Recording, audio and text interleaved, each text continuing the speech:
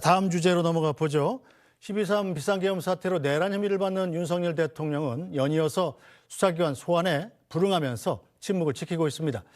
이런 가운데 비상계엄 핵심 인물인 김용현 전 국방장관의 변호인단이 오늘 오전에 기자회견을 가져서 그 배경에 관심이 쏠리고 있습니다. 자, 정화순 논설위원, 김용현 전 장관 측 변호인단 2명의 기자회견이 오전에 있었는데 MBC 같은 일본론의 출입을 또 막아서 논란이 됐어요. 어떤 내용을 얘기했습니까?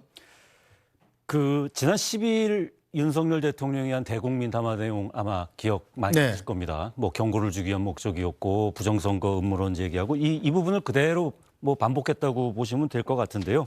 일단은 첫 번째, 국회 폐악질의 경종을 울리기 위한 고도의 정치 통치 행위였다. 비상계엄은. 그다음에 대한민국 선거에 대한 의혹을 해소하기 위해서 선관위에 그 계엄군을 지임시켰는데 그 지임시킨 이유가 뭐 선관위가 감사나 검찰의 압수수색 등에도 응하지 않았기 때문에 계엄군을 진주시킬 수밖에 없었다. 그다음에 한 가지 더, 이 포고령 초안에는 원래 통행금지, 그러니까 통금, 정말 40몇 년 만에 들어보는 얘기인데 이게 포함되어 있었는데 윤 대통령이 삭제 지시를 했다. 이 얘기는 결국 이 비상계엄이 윤 대통령의 입장에서는 국민을 향한 것이 아니었다라는 부분을 갖다가 주장하기 위한 거였던 것 같아요. 지금 12일 윤 대통령의 대국민 담화하고 거의 궤를 같이 하고 있는데 이거는 좀 보면은 이제 그런 부분을 좀 생각을 해야 될 것 같아요. 김용현 전 장관이 8일 날 이제 3일, 4일 비상계엄이 이제 이 실패로 끝나고 그다음에 8일 날 검찰이 자진 출석하지 않습니까? 그래서 그 10일 구속되고 12일, 그러니까 윤 대통령의 대통령 담화가 나오기 전까지는 그 검찰에서 진술을 합니다. 그리고 수사에 협조를 하고요.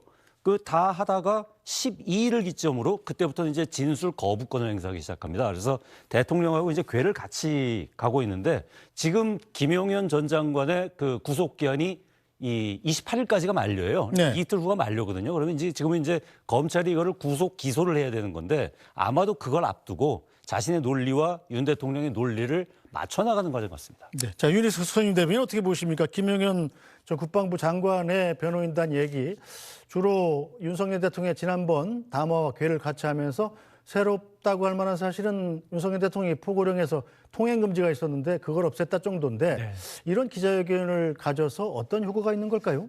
일단 상황을 잘 보시면 비상계엄령 발동된 지가 3주 정도 됐는데 의외로 저희 당 지지율이라든지 윤 대통령에 대한 어떤 지지율 하락 폭이 박근혜 전 대통령 때와는 다르다. 이 점에 집중할 필요가 있습니다.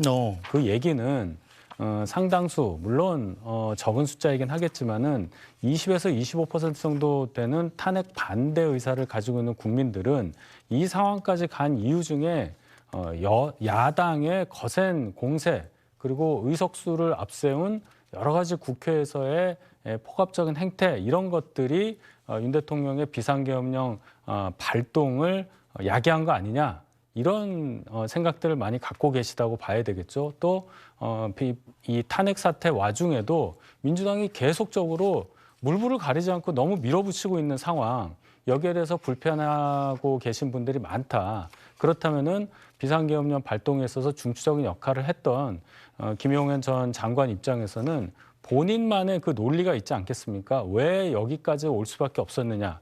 이것을 국민들께 더 알려서 여론을 좀 환기하고 또 향후에 있을 여러 법률적 쟁송에서 본인의 논리를 쭉 펼치는 데 있어서 좀 힘을 받고자 하는 그런 의도라고 저는 파악합니다. 네, 자, 소영주 부대변인 보기에는 어떤 의도라고 생각합니까? 일단은 뭐 지금 현재 국내에 있어서의 본인들의 어떤 수사가 진행되기 전에 여론을 좀 본인 쪽으로 좀 형성하려는 것 같아요. 따지고 보면 광화문에 있는 태극기 부대들을 중심으로 해서 지금 광화문 집회에서 탄핵에 반대한다. 그다음에 부정선거에 대한 여론들을 계속 줄기차게 얘기가 나오고 있습니다. 이런 것들을 좀 끌어올리려는 그런 전략 같은데요. 들어보면은 그럴싸한데요. 모두가 다 허망하고 비논리적이고 거짓에 가깝습니다. 계엄은 내란이 아니다라고 얘기를 했어요. 당연히 계엄, 비상계엄 이꼴 내란 아닙니다. 계엄도 정해진 요건 하에서 된다면 통치행위입니다. 이 통치행위가 내란으로 넘어가는 이유는 명확하게 그냥 첫 번째, 헌법에 허용한 범위에서 이루어졌느냐라는 것이죠. 그다음에 절차적인 정당성을 가지고 있느냐. 이 두 가지가 충족이 돼야 됩니다. 그런데 이미 포고령에도 얘기했듯이 김용현 측도 오늘 말을 못했더라고요. 통행금지 해제하는 거 이건 헌법에 아무런 의미가 없고요.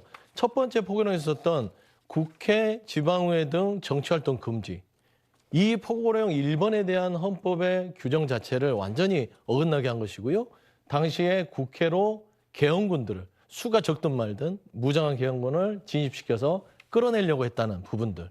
이거는 명확하다. 그다음에 김용현 측이 지금 오늘 이 윤석열 대통령에 대한 변호를 좀 일부분 했습니다. 네. 국회의원을 출입을 막지 말라고 했다. 그런데 둘은 공범입니다. 따지고 보면. 내란의 우두머리와 내란 주요 임무의 최상위층에 있는 두 사람의 말을 믿을 이유는 아무것도 없다라는 측면에서는 오늘 이 김용현 측의 계속되는 기자회견을 보면서 이걸 굳이 언론에서 해줄 수밖에 없는 상황이 참 안타깝고요. 내란 선동에 가까운 게 아닌가 좀 싶습니다. 네, 저 김용현 국방장관 앞서 특정 언론사를 배제했다고 그랬는데 네. 주로 이 현 정부에 대해서 비판적인 논조를 가진 MBC, JTBC 등의 언론사를 출입을 금지를 했어요. 그렇습니다. 저희도 뭐 거기에 동조해서 이 아예 카메라 취재를 하지 않았는데 네. 이렇게 특정 언론사를 배제하는 행태 자체도 지지층 결집에 호소하는 행동이라고 볼 수 있을까요? 그렇습니다. 가면 그 태극기 부대 하는 광화문을 나가 보시면 지금 김용현 측에서 얘기하는 언론사들이 가면 난리가 납니다. 그 로고가 보이면 바로 쫓아냅니다. 똑같은 행태죠. 그러니까 부정선거 음모론에 심취해서 지금 이 계엄을 실시했다, 불법 계엄을 했다라고 얘기를 하는데 지금 거기와 걔를 같이 하는 것이에요. 지금 계엄에 대한 동기를 얘기했을 때 부정선거 부분에 있어서 그거를 군의 어떤 무력으로서 증거를 확보해서 결국에는 종북 세력과 반국가 세력을 찾아내려고 했다라는 것인데 이건 법률적으로 허용되지 않는 범위입니다. 그러니까 예전에 한동훈 대표가 12월 12일 윤석열 대통령의 담화를 보고 딱 한마디를 의총장 가서 했죠. 내란을 자백하는 거라고. 오늘 내란을 자백했습니다. 근데 그 자체를 지금 특정 언론사는 배제한 채 자백했는데 반대로 이거는 본인들의 극우 지지층들에게는 엄청난 이야기거리와 메시지가 될 수 있다는 측면에서는 이건 좀 자주 하는 것들을 법적으로 허용해야 되느냐 네. 이런 의문까지 듭니다. 네, 자 정호순 논술위원 이렇게 김용현 전 장관 측이 적극적으로 여론 형성에 나선 거는 자신을 지지하는 사람들이 그나마 좀 있다 이런 자신감이 있지 않겠어요? 김용현 전 장관 앞으로 구치소에 화환도 왔다면서요? 그렇습니다. 아까 저희 윤석 대변인도 잠시 언급하셨지만 이 보수 지지층이 결집하고 있다. 그러니까 생각보다 그렇게 탄핵 이후에 안 떨어진다. 그 국민의힘 정당 지지율이 네.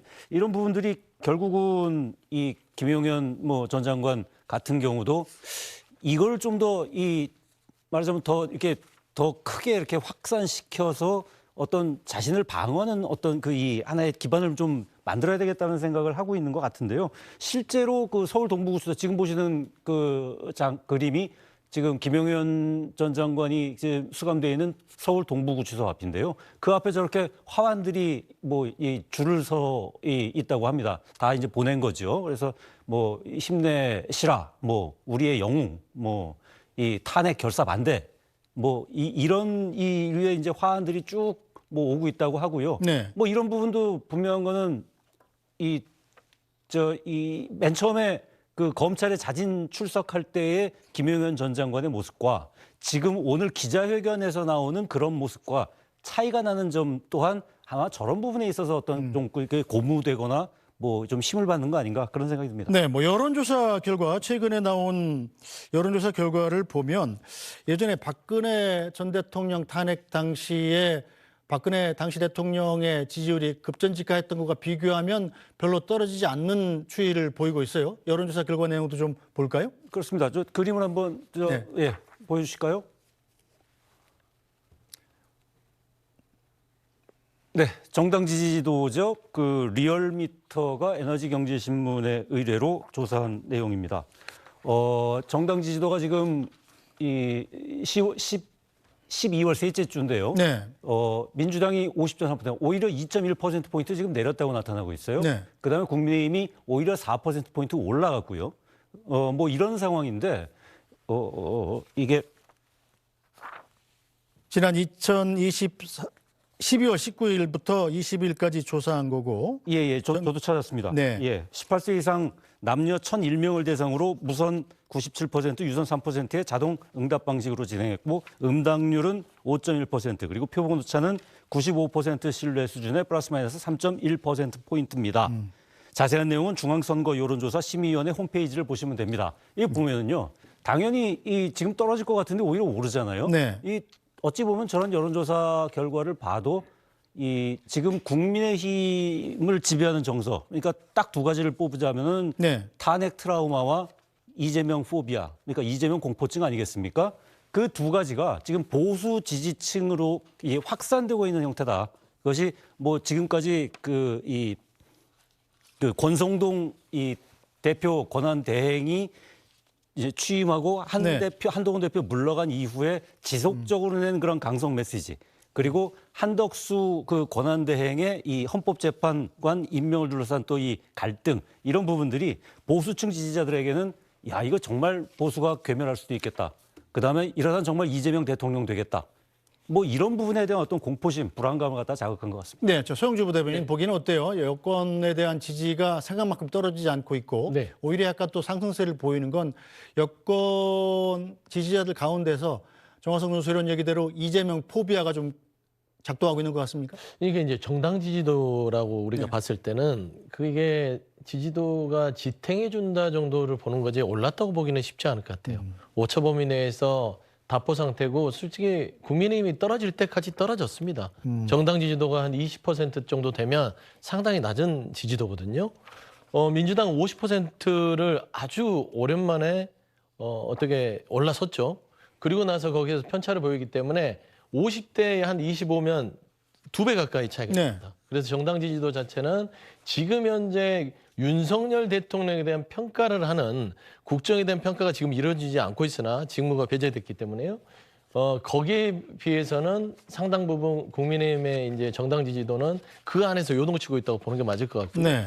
저는 내일 갤럽 조사가 또 나오긴 하는데 정기적으로 거기서도 국민의힘의 지지도는 크게 정당 지지도는 더 이상 떨어질 건 없을 것 같아요. 왜냐하면 기본적으로 보수층은 보수를 지켜야 된다는 집에 대한 어떤 그 보호 본능은 있거든요. 네. 네. 자, 윤희석 선임 대변인 보기는 어때요? 그럼 국민의힘이 이 정도 지지를 유지하고 있다는 것이 자신감을 가질 만한 근거가 됩니까? 저희가 잘해서 자신감을 갖는 게 아니고요. 민주당 쪽에서 잘 눈여겨봐야 될 포인트가 있는 거죠. 이번에 계엄 사태 등을 보면 박근혜 전 대통령 탄핵 당시에 불거졌었던 국정농단 사태보다 훨씬 더 국민들께서 직접적으로 느낄 수 있는 중대한 사안이었던 것은 분명합니다.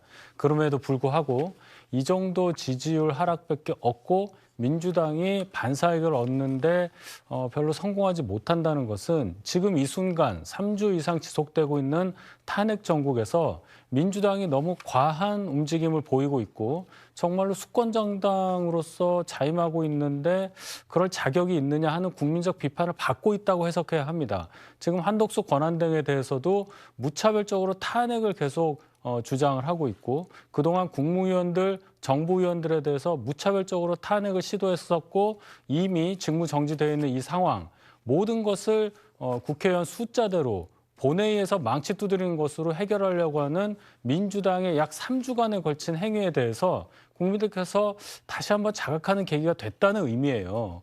그래서 한덕수 권한대행에 대한 탄핵 시도조차 만약에 탄핵을 한다면 민주당에서 그 뒤에 후폭풍이 어떨지에 대해서도 분명히 생각을 해봐야 되는데 민주당 내부도 강경한 의견을 주로 말씀하시는 분들이 세력을 얻고 있기 때문에 그런 합리적인 목소리가 거의 들리지 않고 있다. 이 상황은 오롯이 민주당 책임이다. 이렇게 봐야 되겠습니다. 네, 자 이런 것 때문일까요? 윤석열 대통령 역시 공수처의 2차 소환에 불응하면서 침묵을 지키고 있습니다.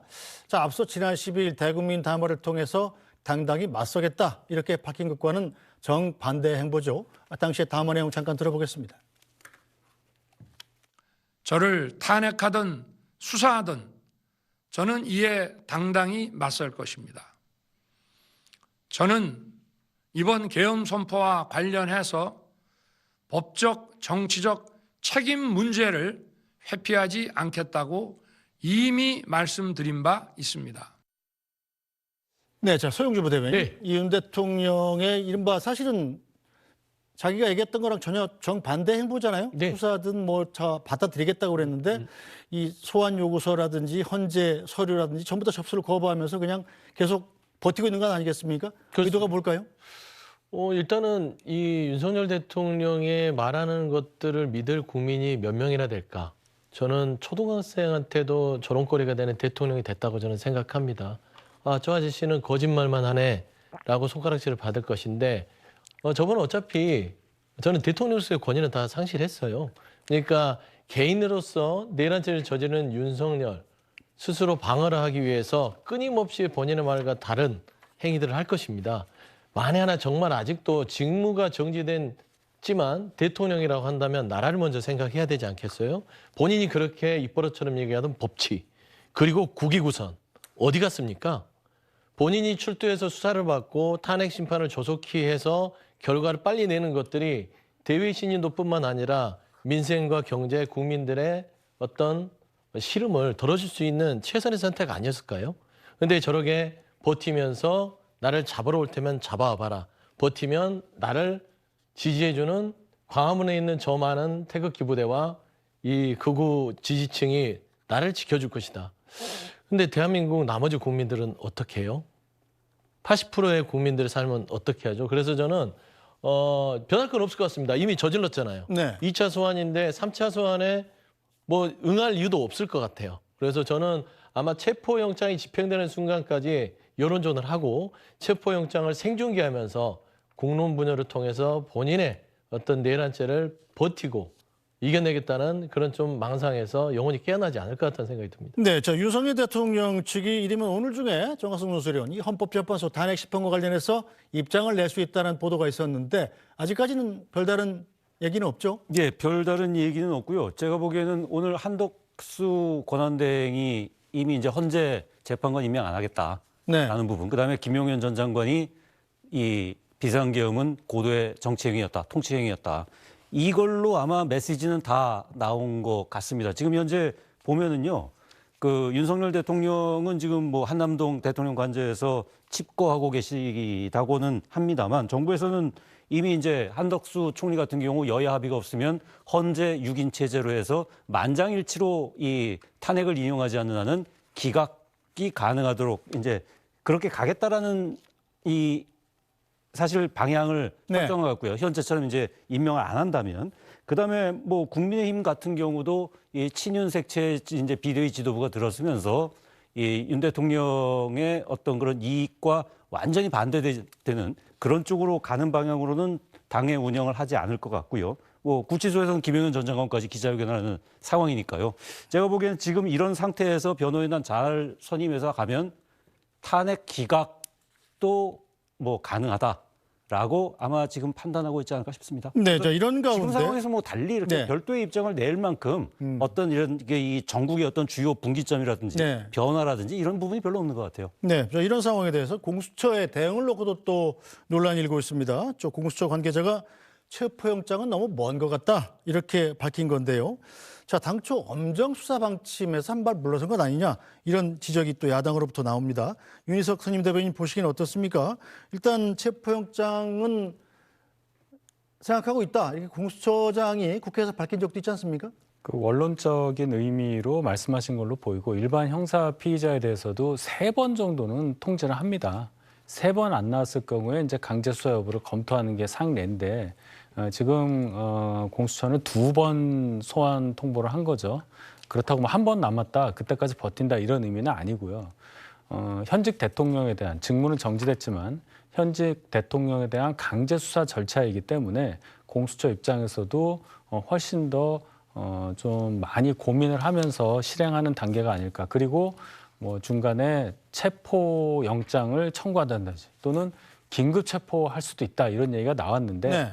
아마 그런 것까지는 어려울 걸로 보입니다. 국민들께서 예를 들어서 법원에서 체포영장이 발부돼서 그것을 집행하는 순간을 보시는 것이 어떻게 되겠느냐 여기까지 생각을 한다면 공수처에서 적절하게 할 것이라고 저는 생각을 하고 그 전에 윤 대통령 측에서 수사 대응 방침에 대해서 입장을 밝혀서 이런 혼란을 좀 진압하지 않을까 이런 생각이 듭니다. 네, 자 소영주 부대변인 이러다 보니까 공수처의 수사 역량, 의지에 대해서 좀 의심하는 목소리도 나오는 게 사실이에요? 그렇죠. 지금 공수처가 본인들의 역량을 발휘할 수 있는 따지고 보면 가장 최적의 시기를 만났음에도 불구하고 검찰의 이첩을 요구해서 이첩 받았잖아요. 수사 대상도 윤석열 대통령하고 이상민 행안부 장관 둘밖에 없습니다. 따지고 보면. 그러면 이 둘에 대해서 이렇게 미적거리면서 수사할 이유가 뭐 있어요?